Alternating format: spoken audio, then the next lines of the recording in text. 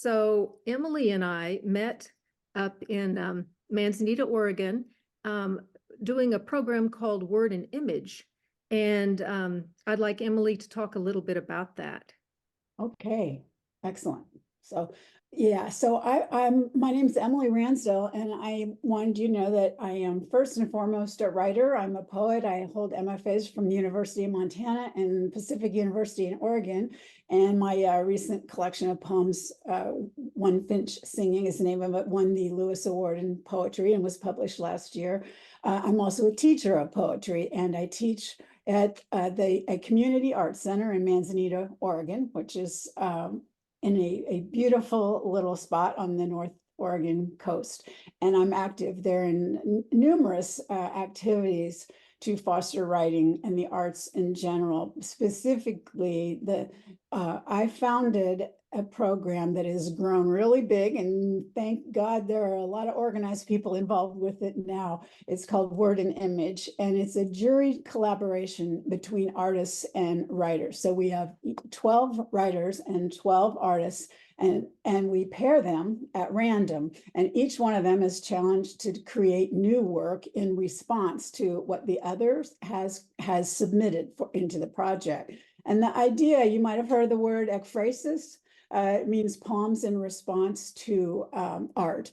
And we have kind of expanded that definition to turn the tables to include in our project art in response to poems, which you don't hear as often. But as founder of the event, it's often my job not only to speak about how the process works, but also to try to elicit a certain kind of spirit in the program, and which by that I mean that sometimes there are artists and writers that I have to kind of coax out of their comfort zone. You know, it's easy to write about a piece of art, about being the key word, and maybe it's easy to create art that perhaps illustrates a poem or complements it. But I really wanted to encourage people to move beyond the literal interpretation into I don't know, I guess you could say a more emotional one, more something that is evoked through a deeper discovery of their work. So Melissa had been one of our first artists when we I think we started the program in 2015, and Melissa was one of the first ones, and it was really clear to me right away that she got that. There was no coaxing needed from Melissa. But you know, there were others who just really were uncertain how to do it, what to do. So for a subsequent year, Melissa and I put together a video presentation that we now show to the participants as a kickoff, and which we speak to the notion of what it means to respond. And Melissa and I swapped work, and we actually did the exercise ourselves. She painted in response to a couple of my poems, and I wrote some poems in response to a couple of her paintings to help people get to see what the process was like in action. We don't have time to show that to you today, but we do want to give you just a taste of it. What's behind me here is the painting that Emily responded to with a poem, and it was such an honor to me. So if you could read that. Yeah, can you get it any closer? I can. It might help because there are details in it that the poem refers to. I might have it too close now. Let's see. Yeah, all right. So here it is. And the first thing I noticed when I took a look at it was how sad the eyes are. And it made me feel, not think, but it made me feel a kind of a longing of some kind. And I saw that face as kind of having two sides, and I saw the flame in the chest and the tightly bunched flowers. And then I noticed that woman's, it looked to me like she had an earring missing. I later learned I don't think that's what it was, but so here's the poem, Lost Earring. Don't they say sadness first shows in the eyes? Just look at me, split like lightning striking a lonely tree. Here is my flaming heart, my burning bones unseen, sorrow like a white bird unbraiding me with its wings. It is not that I want to die, but I am weary. I still believe in goodness, but these days I keep it close to my chest. A box of unbloomed blossoms clenching their little fists. Have I forgotten what kindness is? Just when I thought I would break with sadness, the world began to open its tender hands. A stranger stepping up to return my favorite silver earring before I even noticed it was gone. And I find this interesting because this painting is called She Breathed in Spirit. And so this earring here, which there is only one, is actually Sanskrit for breathe. Mm. And for me, I never really saw her as sad, more just, spiritually settled. So this is where we begin, is Emily and I are planning to work together today. And I'm going to be working down on my journal and showing you how I do a page from beginning to end. So if we can go ahead and highlight my journal page here, this will be one way for me just to show you kind of where we're headed. So this is how I initially prep a page. So I'm going to show that in just a minute. And then this is sort of a finished page. And I like to do some kind of creative lettering with it. So I've got the background prepped with the spray stains, and then I've used some collage elements, and then I've done some lettering. And so this one says, believe in what your heart wants to create. So what I'll do is start with a blank page, which, some people will feel really kind of stymied when they're sitting with a blank page, trying to decide to even where to get started. But I like to use a method where I use spray stains, and these are called distress spray stains. They're made by Ranger, and these are Jim Holt's brand. I'm kind of crazed about these. So what I do is I start with water, and you can, if you have a spray bottle, you spray some down fairly generously. Also, if you didn't have a spray bottle, you could just take some water and kind of flick it down. And then you're going to take your stains and just kind of randomly pick some colors, maybe 2 or 3. And sometimes weirder combinations are better than things that, you might expect. So that's the way we're going to start. And then you just take your page here and you dunk it down. And depending on how you want it to look, like this might have spots on it. Let's see how, that's kind of cool. Actually, I like that quite well. So I think we're just going to leave it like it is. So that is our background. And, you've got that big white space over there, but white spaces don't scare me at all. And they actually leave an opening for us to do lettering. So we're just going to leave that like that. And I'm going to clean off the space here real quick. Kind of a cardinal sin to clean off all this good stain, because normally I would be just prepping some more pages with all that.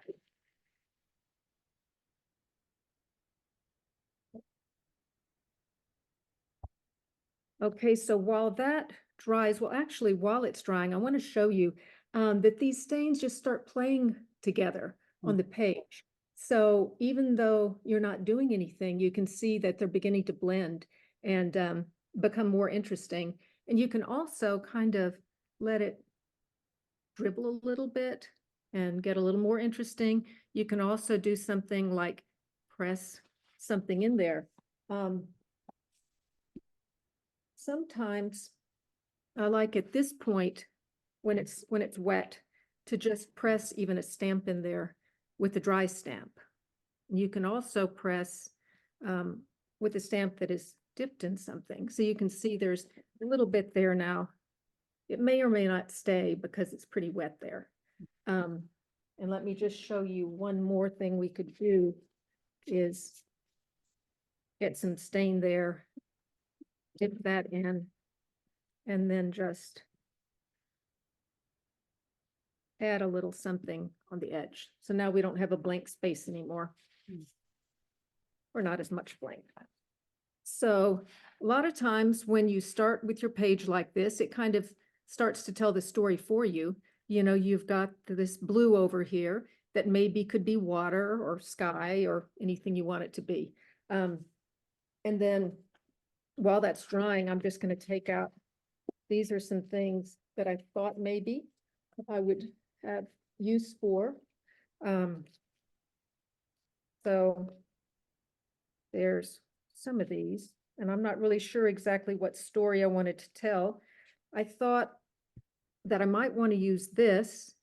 Then I went over it with a little bit of a gold. If I decided I wanted a glistening gold, if I want a moon on it. These I've just printed off the internet. So I like using the black and white things that you can then go over either with transparent gold, or sometimes I use these gold and high flow acrylics. And let me show you one thing that's super cool. So this is fairly transparent because it's high flow. It's going to be, oh, there we go. Very messy. So we can take some of that and just paint it over like that. And then instead of having a gold moon, we could have a pink moon. So I find my journal is just kind of like a place to play. So yeah, so there's another way we could use that. So it's not necessarily just what you print off, but it can be, you can add and change things up. And I have one image that I decided I wanted to use for sure. This one here. And I'll show you why I decided to save the innies and the outies, I'll say. Now, this image I decided to use because Emily has a poem in her book that I'm going to be responding to. And there was this is a poem called Everywhere a River. And there was a phrase in it that I liked. It's one line. It says, sometimes you have to tell a story your entire life to get it right. And this is Edith Wharton. She was an author, lived in the Victorian times up into the early 1900s. And so I thought it was appropriate that she would be telling her story. So now we're just going to find a place, that looks like it's drying pretty well, where we might like to have Edith sitting with her dogs. So you can see how it looks quite different depending on where you put her. So I'm not sure exactly where she's going to go. But one thing I always try to encourage people is, you know, if you have something with a nice outline like that, if you can save the outie part, and let's say that we're going to have her there.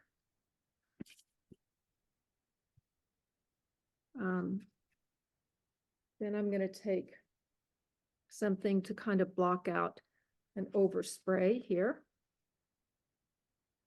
Keep that from on my computer. And then we're going to take, I think we'll use the blue one here and just do a quick spritz like that. And then we're going to create a little shadow that's in her shape. And that's not as clear as I would like it to be. I could go and make it more clear, but it is just a shadow, so it doesn't necessarily have to be super clear. So now that she's got a shadow there, I'm going to have to put her in front of it. There. Or not. I mean, I can always change that around too. These are some other things I had to consider playing with. There was a fish here. The fish might make more sense with something blue there. And there were some flowers on that cactus I liked. There was this hummingbird. So, oh, and then this, I really liked this bunny. I think maybe I'm going to go with that. And that. So let me go ahead and do some cutting. I started some of the cutting of all of these just to make it not take quite so long. So when I cut, I like to cut all the way up where We just, we can't see anything. I like to cut all the way up where you cut all the white off. And that way it just looks like it's living on the page. You know, you can't really tell that it's cut out once we glue it down. And I'll show you how that is.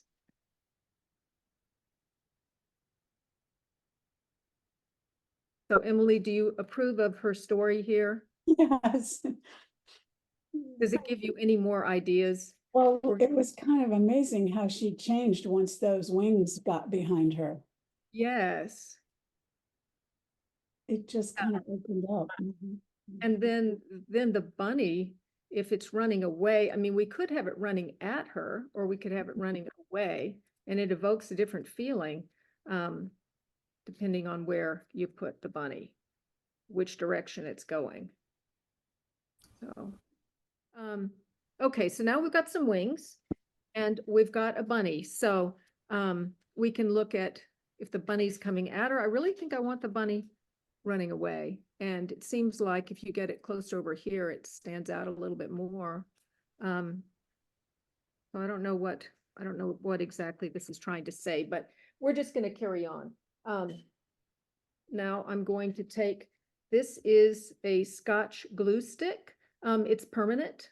I used to always use matte medium, but I'm finding in some of these applications where we're trying to, well, especially if you're traveling, but even now it's an easy way to do this, and stick it down super well, without making as much mess and not having to wait for it to dry, because the matte medium, you're always having to wait for it to dry.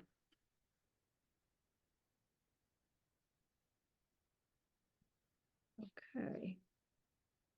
So let's stick little bunny. I think I'm going to make it kind of, that looks like it's leaping away, escaping from something. And then we're going to put this one. Sometimes if I want to make sure to get it right in a certain place, I will make some marks. So it makes sure it goes back there. This case, it doesn't matter all that much.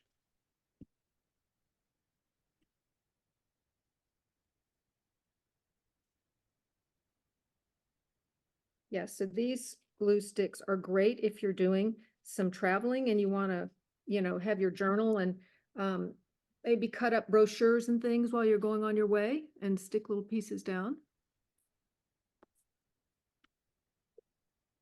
I have other travel tools. I like certain pencils.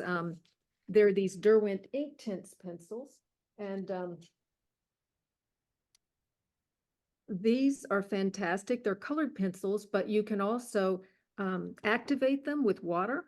So let's say, oh, this one's really crunchy, a lot of it kind of. There we go.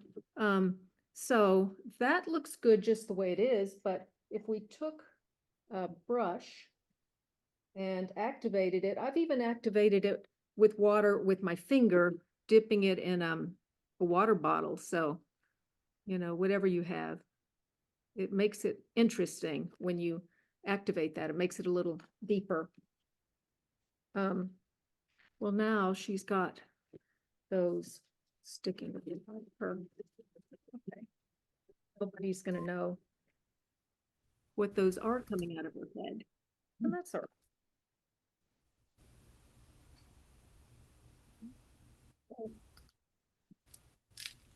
Interesting.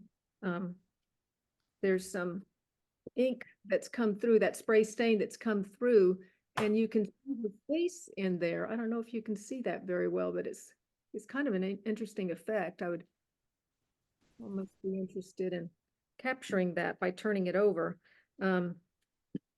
That's one thing about these spray stains is that they can be activated anytime you have water come back around.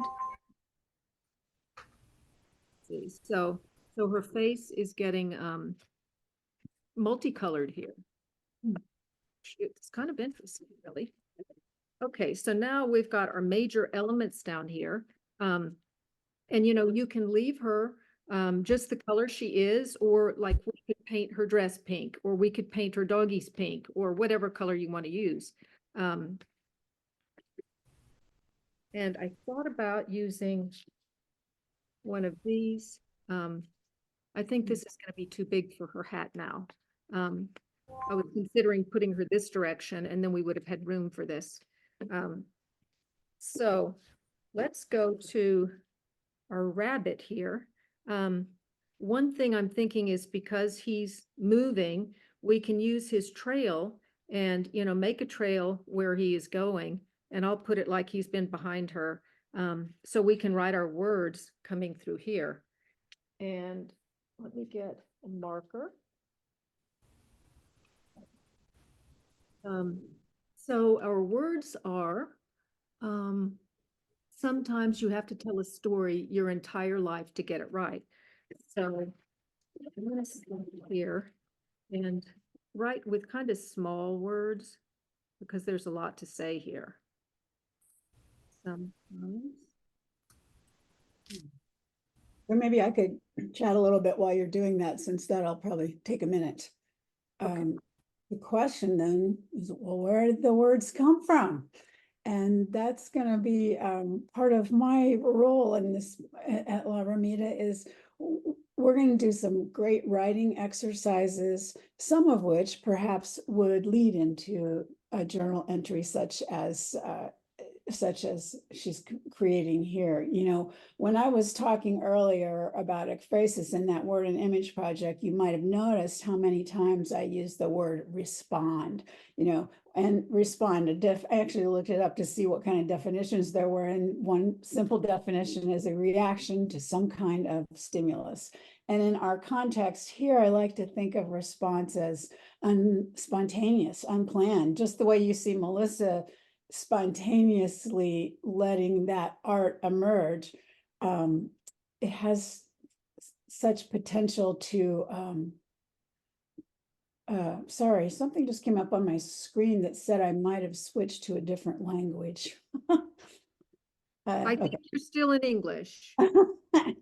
Oh, I've never seen that before. Anyway, about surprise, the potential to surprise you. I always tell students when you can't plan a poem, you know, you respond to the image and then the next image and the next. And when you do that, you might be amazed at where you will end up. Something might come to you that you had no idea that you were heading towards. So our goal is not going to be to write poems per se, unless you have an interest in that. You know, never turn your back on the muse, no matter what you're supposed to be doing. If a poem is out there, grab it. But we're going to be experimenting with word prompts and exercises that encourage us to observe, to describe and respond to our amazing surroundings at La Ramita, to the sounds, the scents, the tastes.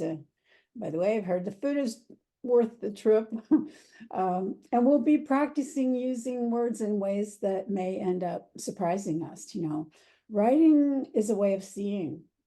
And sometimes writing results in seeing something in a way you never have before.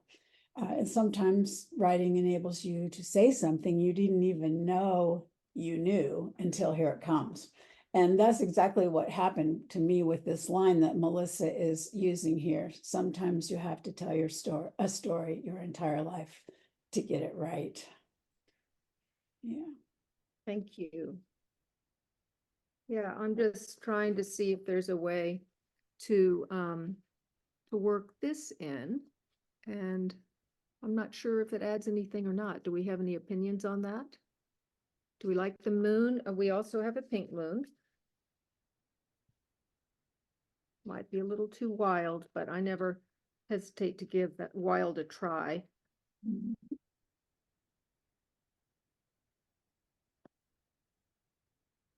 I don't know. I'm kind of liking that. Okay, I'm going with that one. I wouldn't have thought about that. But that's what I do with my journal work is I play and I don't worry about whether it's going to be perfect or seen by other people. It's just a way for me to express myself and to have some fun. And honestly, it's also a way for me to work through things sometimes. Mhm. And sometimes I don't even know that I'm working through things until later on. It might be, years later where I look at that and I think, wow. And then I get it, what I needed and what I did. So you'll see, I kind of turned that, I was going to cut it, but I'm just going to turn it and stick it on the other page. So there's that. And then when I've gotten to this point where I think that the elements are actually down, then I'm going to think about using markers or pencils. I already showed you one of the pencils that we actually covered up completely. And now I'm thinking, what is that one? That's poppy red. That might be a little much. That's carmine pink. And so then again, these are the Derwent Inktense pencils. And I'm just going to try to move around that moon there and make a little something, a little halo to add some interest. And now I'm going to activate it again. Here's my brush. And see if I can show it to you a little bit more, how you can see that it just becomes more than a line when you've got the water on it. And then once it has been activated like that, it is fixed. Yeah, that's just more interesting than having it stuck down. Mhm. And I think I'm going to do the same thing on her. Let's just add a little halo around Edith, because we all deserve a halo. We are all of the divine and creators. We are all creators. There we go. And maybe I'll even take some of this gold and kind of fill in her halo there. And this is the part at which I start thinking about unifying a page. So I've got this gold here and I've got it over here. So we're just going to pull a little bit more together over here. And the other thing we could do is give her little doggies a little color and make them show up a little bit more, because you could almost not notice them and they're awfully cute. There. Obviously, she loves her little doggies. There you go. Wow, they just popped out. Yeah. Mhm. Aren't they cute? Mhm. Darling, they are. Yeah. Yeah, so there's a lot more that we could do on this. And I never call something done. Sometimes I play with it years later. Sometimes I leave a page just completely unfinished. So you can start this goofing around with it. And so I would encourage you all to think about, having a journal of your own that you play in. Everybody's looks different. This, I like to work with, these are watercolor journals, so the pages are a lot thicker than a normal journal. And so this one I'd say is going to be enough for demonstration, just to show you sort of how I do it. And you can see the writing here is very small. Sometimes I make it bigger, but this one is, sometimes you have to tell a story your entire life to get it right. And I've credited the author down here with Emily, and identified our Edith right there. And So you have other ones in that little book, don't you? Can you flip? I do have some other things. Oh, here's one. This is my sweetheart here. And I saw this picture on Facebook that's him holding his cousin when they were children, obviously. And so I've made this spread here, and it says, "Hold me, keep me safe." And here is his St. Christopher medal, because he always wears this around his neck. Let's see what else we have. This is one that actually one of my students at the San Antonio Art League had this from her little niece, that cutout. And so I thought it was so cute. And that one says Dylan Rose stands her ground. That was her name. So this is, yeah, these are all still kind of works in progress. But I do have another journal here that has some of my work in it too. I don't know, this is upside down. Yeah, this is full of some older work. This is what I did at La Romita. I think this was last year. So when we would go to different cities, this is from Tarquinia, I would sketch things out, and this is sketched with an Inktense pencil. And then when I would get home, sometimes I would activate that. So I just want to show you one activated there. So this was one of the girls that was with us, and probably using the same color that I had just used. It was just a regular pencil mark, but then when I activate it, it gives it this vibrancy. So yeah, I want to make everybody a Madonna and yeah, celebrate their divine nature. And this is a copy of the stencil I used that we cut in our printmaking at La Romita. And I wrote, her art was her salvation.